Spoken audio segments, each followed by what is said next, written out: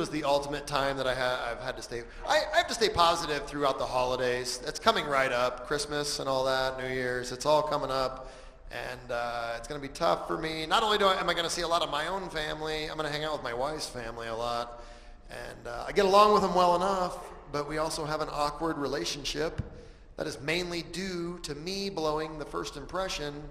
You guys know how it is. You blow the first impression, that's it. You never recover, right? This is what happened. My wife and I started dating in the springtime. Got to be the end of the year.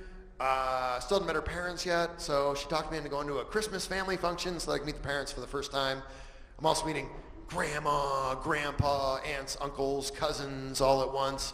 I made a big mistake. I admit that now. I was a very young man at the time. I was only 21 years old. I went out partying with my friends the night before. We did some heavy drinking that night. We kicked back a bunch of beers. I used to drink Jaeger a lot, so we did Jaeger shots all night, and we hit the Taco Bell drive-thru like 2:30 in the morning.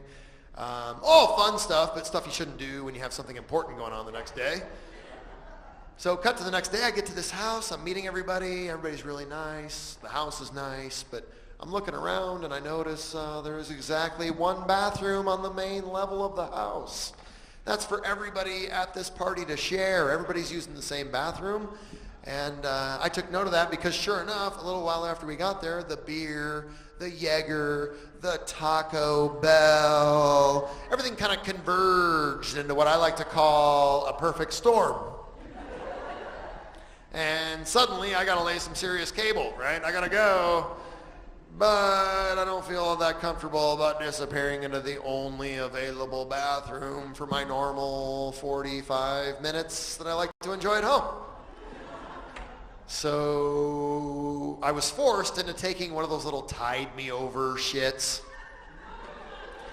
Everybody knows what I'm talking about. It's not just her. The idea behind the tide me over shit is to get in and back out of the bathroom fast enough that everybody else thinks that you just peed.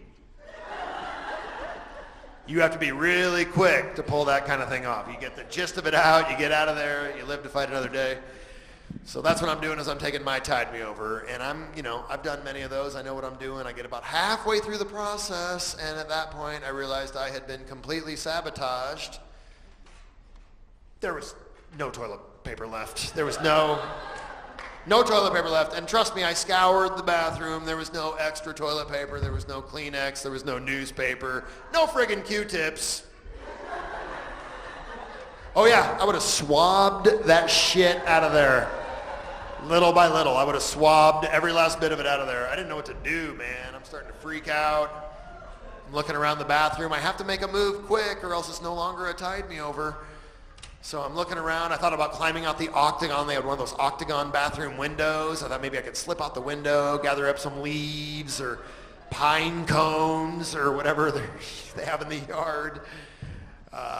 So finally I broke down and showered. I don't know what else to do, you guys. I didn't know what else to do. It wasn't like a full shower either. I didn't shampoo my hair. I didn't condition. It was more like a butt rinse. Like I just kind of backed it in for a quick butt rinse, mainly.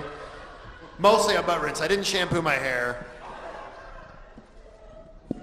So then I get done with that, and I think I'm in the clear, but then I have that rag that I use still. No evidence can be left behind. I can't leave this rag behind. Somebody pieces together what happened in here after I walk out. So I came up with what I thought was a pretty brilliant idea. I'm gonna drop the rag out the octagon window. That leads out to the side of the house. Nobody will find it there for a couple of days. I'm long gone by then. So I did that. I went back out, I rejoined the group. Everything appeared to be cool.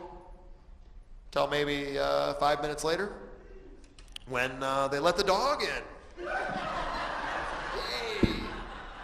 Yay, here he comes, little wiener dog comes trotting into the house with the wet poopy rag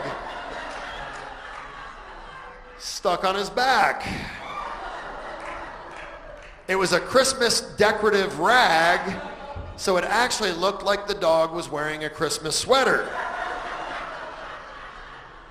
I think that's what everybody thought it was. until the grandma walked in, because nobody said anything about it. Then the grandma walked in, and she knew right away. She bent down, immediately peeled that rag off the dog's back. Then she made eye contact with me. She was like, here's your shit rag.